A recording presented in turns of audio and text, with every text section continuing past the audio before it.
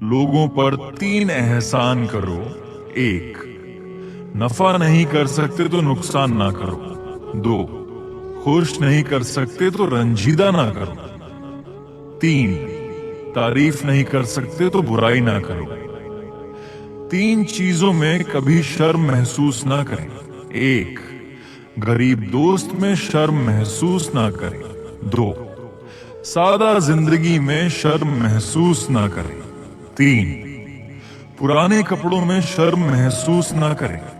अगर किसी की याद बार बार तुम्हारे जहन में आती है तो समझ जाओ कि वह शख्स भी तुम्हें याद करता है, क्योंकि दिल से दिल तक राह होती है। जब इंसान बिल्कुल खामोश हो जाए और अपने हक के लिए भी ना बोले, तो समझ जाओ उसने अपने अंदर बहुत कुछ दफन किया हुआ है। अपनी ताकत में इजाफा चाहते हो तो अपनी उदासी को खत्म करो। किसी से नफरत करना अपनी सेहत को खराब करने के बराबर है।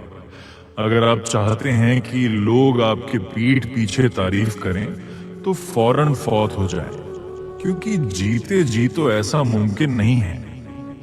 बेवकूफ से बहस करते रहना असल में यह जाहिर करता है कि बेवकूफ एक नहीं बल्कि 2 हैं। जो आदमी गफलत में रहता है वह जहालत में पड़ा रहता है, और जो जहालत में पड़ा रहता है वह बेकार है।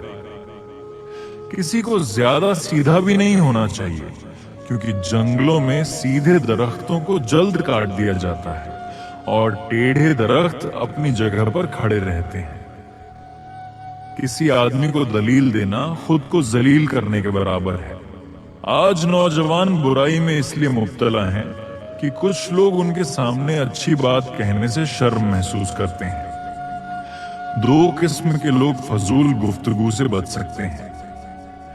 1, जिसमें जिक्र की कसरत हो। 2, जिसमें इल्म की कसरत हो।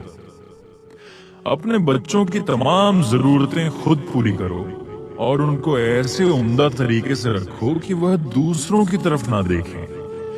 दुख रूहानियत की सीढ़ी है, इस पर सिर्फ साबिर और शाकिर ही चढ़ सकता है। वह शख्स अपना वकार खो बैठता है जो हर वक्त तंजिया लहजा रखे। जो लोग आपको कहें कि हम आपसे तंग हैं, तो समझ जाएं कि या तो आप असूल परस्त हैं या फिर आप ही गलत हैं। जिससे कोई ईदा ना पहुंचे उसमें कोई खूबी नहीं। जब अल्लाह ताला किसी बंदे को बर्बाद करना चाहता है तो उससे शर्म और हया निकाल देता है और अल्लाह का गुस्सा उस पर मुसलत हो जाता है। तुम्हें आजमाने वाले तुम्हारी हकीकत नहीं बदल सकते, वह सिर्फ अपनी हकीकत खोल देते हैं।